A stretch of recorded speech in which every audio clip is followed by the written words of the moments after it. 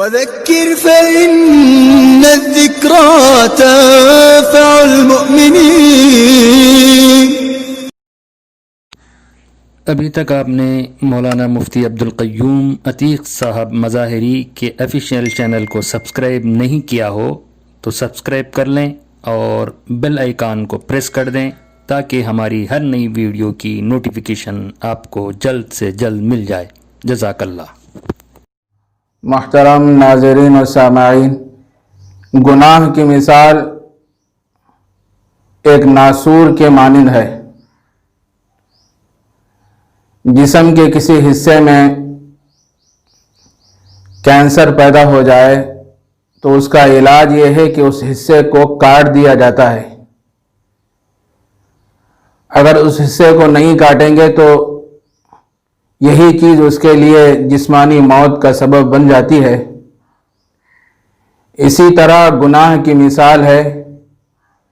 ابتدا میں گناہ کا چھوڑنا بہت آسان ہے، لیکن جب انسان کی زندگی گناہوں میں لگ جاتی ہے، جب انسان اس میں پختہ ہو جاتا ہے تو پھر اس سے نکلنا چاہے تو نہیں نکل سکتا، اور یہی چیز اس کے لیے روحانی موت کا سبب بن جاتی ہے۔ انسان کبھی یہ نہ سوچے کہ میرے گناہ تو بہت ہیں، اللہ تعالیٰ میری کیسی مغفرت فرمائیں گے، اللہ تعالیٰ میرے ساتھ کیسے رحم کا، کرم کا، عافیت کا معاملہ فرمائیں گے۔ کبھی انسان یہ نہ سوچے اور اللہ کی رحمت سے نا امید نہ ہو۔ اللہ کی رحمت کا سمندر تو بہت ہی وسیع ہے۔ اگر ہمارے گناہ دنیا کے پہاڑوں کے برابر ہیں، اگر ہمارے گناہ دنیا کے سمندروں کے پانی کے برابر ہیں، اگر ہمارے گناہ دنیا کے درختوں کے پتوں کے برابر ہیں، پھر بھی ہمارے گناہ تھوڑے ہیں، اللہ کی رحمت اس سے وسیع ہے۔ بخاری و مسلم میں بنی اسرائیل کے ایک شخص کا واقعہ نقل کیا گیا ہے۔ نبی رحمت صلی اللہ علیہ وسلم نے توبہ کی قبولیت سے متعلق حضرات صحابہ کی موجودگی میں بنی اسرائیل کے ایک قاتل کا ایمان افروز واقعہ بیان فرمایا۔ بنی اسرائیل میں ایک شخص تھا جو قتل و غارت گری میں، چوری ڈکیتی میں بہت مشہور تھا، اور اس کے ہاتھ سے 99 افراد کا قتل ہو چکا تھا۔ اب اس کے دل میں خیال آیا کہ ایک دن تو مرنا ہے، اور اللہ تبارک و تعالیٰ میرے جسم سے نکلنے والے اعمال کے بارے میں مجھ سے پوچھنے والے ہیں، باز پرس کرنے والے ہیں، اس وقت میرا کیا حال ہوگا۔ اس کو آخرت کی فکر ستانے لگی، بڑا بے چین ہو گیا، بے قرار ہو گیا۔ اب اس نے لوگوں سے معلوم کیا، میں تو اتنا بڑا گنہگار ہوں کہ میرے ہاتھ سے 99 افراد کا قتل ہو چکا ہے، کیا اللہ میری مغفرت فرمائیں گے؟ لوگوں نے کہا کہ دیکھو، ایک فلاں جگہ ایک عابد صاحب رہتے ہیں، ان کے پاس جاؤ، وہ تمہیں مسئلہ بتائیں گے۔ وہ شخص وہاں پہنچا، جا کے اپنا واقعہ سنایا تو وہ عابد کہنے لگا، تو 99 افراد کا قاتل ہے، اللہ تعالیٰ تیری کیسی مغفرت فرمائیں گے؟ اللہ تیری مغفرت نہیں فرمائیں گے۔ اتنا سننا تھا، وہ غصے میں اور جلال میں آ گیا اور تلوار اٹھایا اور اس عابد کو بھی قتل کر دیا۔ پورے 100 ہو گئے، لیکن اس کے دل میں ابھی بھی بے چینی کی کیفیت رہی، آخرت کی فکر ستانے لگی۔ سوچتا تھا کہ ایک دن تو مرنا ہے، اللہ تعالیٰ کے پاس حاضر ہونا ہے، اور میرے کیے ہوئے اعمال کے بارے میں اللہ مجھ سے باز پرس کرنے والے ہیں، اس وقت میں کیا جواب دوں گا؟ بہت سوچتا تھا۔ بھی لوگوں سے دریافت کیا کہ بھائی ذرا یہ بتاؤ کہ یہاں کوئی ایسا بڑا عالم دین ہے کہ جس سے میں جا کے مسئلہ معلوم کروں کہ میں تو بہت ہی بڑا گنہگار ہوں، کیا اللہ تعالیٰ میری مغفرت فرمائیں گے یا نہیں فرمائیں گے؟ ذرا جا کے میں مسئلہ معلوم کروں۔ لوگوں نے بتایا کہ فلاں جگہ ایک عالم صاحب رہتے ہیں، جاؤ ان سے مسئلہ معلوم کرو۔ وہ شخص آیا اور اس عالم صاحب کے پاس اپنی زندگی کی کارگزاری سنایا کہ میں اتنا بڑا قاتل ہوں کہ میرے ہاتھ سے 100 افراد قتل ہو چکے ہیں، کیا اللہ میری مغفرت فرمائیں گے؟ وہ عالم صاحب کہنے لگے کہ اللہ کے بندے، اللہ تعالیٰ تیری مغفرت کیوں نہیں فرمائیں گے؟ اللہ کی رحمت کا سمندر تو بڑا وسیع ہے۔ تو ایک کام کر کہ سچے دل سے تائب ہو کر اپنے کیے ہوئے اعمال پر نادم ہو کر اللہ کے حضور میں توبہ اور استغفار کر۔ اور اس کے بعد وہ عالم صاحب کہنے لگے دیکھو فلاں جگہ اہل اللہ کی مجلس لگی ہوئی ہے، وہاں جاؤ اور وہاں جا کے تم وہاں بیٹھ جاؤ اور اللہ کی عبادت کرتے رہو۔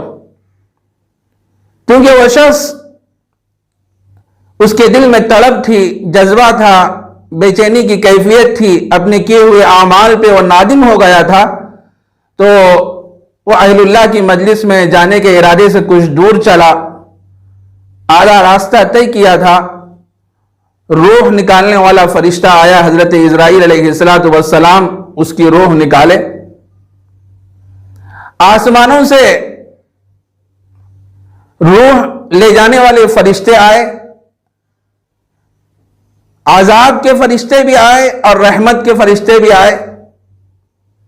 عذاب کے فرشتے یہ کہنے لگے کہ اس کی روح لے جانے کا حق ہم کو حاصل ہے، اس واسطے کہ اس نے زندگی میں کوئی اچھا کام نہیں کیا، اعمال صالحہ نہیں کیا، اللہ کو راضی کرنے والے اعمال نہیں کیے، اس واسطے اس کی روح لے جانے کا حق ہم کو حاصل ہے۔ رحمت کے فرشتوں نے کہا کہ اس کی روح لے جانے کا حق ہم کو حاصل ہے کہ اس واسطے کہ یہ شخص اپنے گناہوں سے توبہ کیا اور ندامت کے ساتھ اور پورے خشوع و خضوع کے ساتھ اللہ کے دربار میں رجوع ہو کر اپنے گناہوں کی معافی تلافی کیا ہے، اور یہ اہل اللہ کی مجلس میں جا رہا ہے اور وہاں جا کر وہ اللہ کی عبادت کرے، تو اس کی روح لے جانے کا حق ہم کو حاصل ہے۔ اب دونوں میں آپس میں بات چل رہی تھی، اتنے میں آسمانوں سے انسانی شکل میں ایک شخص حاضر ہوا۔ بعض روایتوں میں آتا ہے کہ وہ اصل میں حضرت جبرائیل علیہ السلام تھے۔ وہ آئے اور آنے کے بعد دونوں کے درمیان یہ فیصلہ کیے، دیکھو یہ شخص جہاں سے آ رہا ہے اور جہاں جا رہا ہے دونوں کی مسافت کو ناپو، اور جہاں کی مسافت قریب ہے اس کو وہاں والوں میں شمار کر دو۔ دونوں کی مسافت ناپی گئی تو جہاں جا رہا ہے وہاں کی مسافت جہاں سے آ رہا ہے اس کے مقابلے میں ایک بالش قریب تھی۔ تو حضرت جبرائیل علیہ السلام نے یہ حکم فرمایا کہ اس کی روح رحمت کے فرشتوں کو لے جانے کا حق ہے۔ اس کے بعد آپ نے فرمایا کہ مقام عبادت مقام معصیت سے ایک بالش قریب ہے، لہذا رحمت کے فرشتوں کو اس کی روح لے جانے کا حق حاصل ہے۔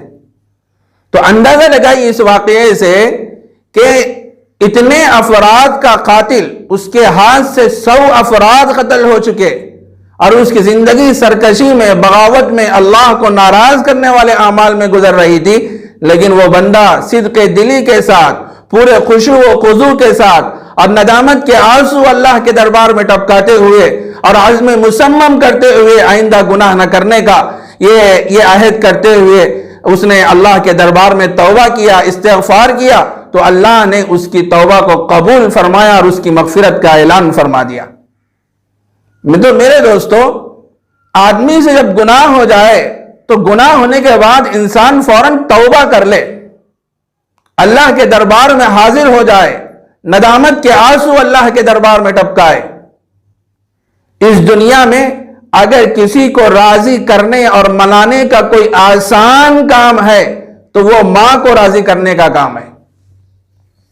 گھر میں بچے ہوتے ہیں، جب کسی بچے سے خلاف ورزی ہوتی ہے تو ماں غصے میں آ کر کہتی ہے کہ تو میری بات نہیں سنتا، گھر سے چلا جا۔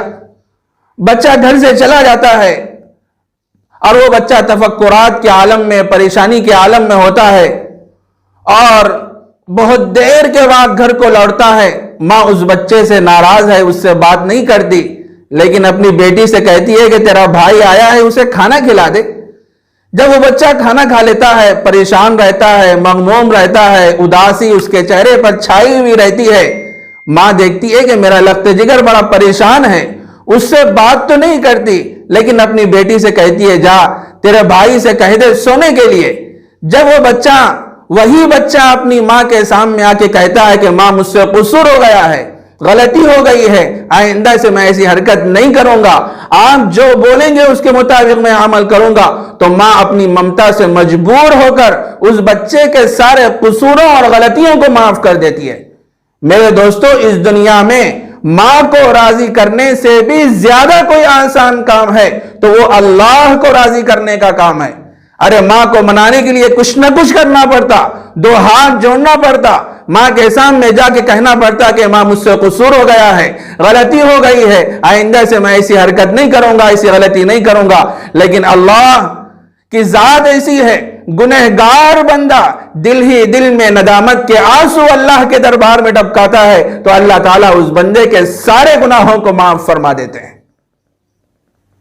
جب بندہ اس احساس کے ساتھ، اس تڑپ کے ساتھ، اس بے چینی کے ساتھ اور اس ندامت کے ساتھ اللہ کے دربار میں حاضر ہو کے دعا کرتا ہے، الہی عبدک العاصی اتاکا، اے اللہ تیرا گنہگار بندہ تیرے در پہ حاضر ہے، مقرم بالذنوب وقد دعاکا، گناہوں کا اقرار کرتا ہے اور تجھ سے فریاد طلب کرتا ہے، فَإِن تَغْفِرْ فَأَنْتَ لِذَاكَ أَهْلُ، اے اللہ آپ مجھے معاف فرما دیں، اگر آپ معاف فرما دیں تو یہ بات آپ کو سچتی ہے، فَإِن تَدْرُدْ فَمَنْ يَرْحَمْ سِوَاكَ، اگر آپ ہی دور کر دیں تو پھر کون ہے رحم کرنے والا، ہمارے ساتھ عافیت کرنے والا، کون ہے ہم کو سینے سے لگانے والا؟ اس تڑپ اور اس بے چینی کے ساتھ جب بندہ اللہ کے دربار میں حاضر ہو کر اپنے گناہوں کی معافی تلافی کرتا ہے تو اللہ تعالیٰ اس بندے کے گناہوں کو معاف کر دیتے ہیں۔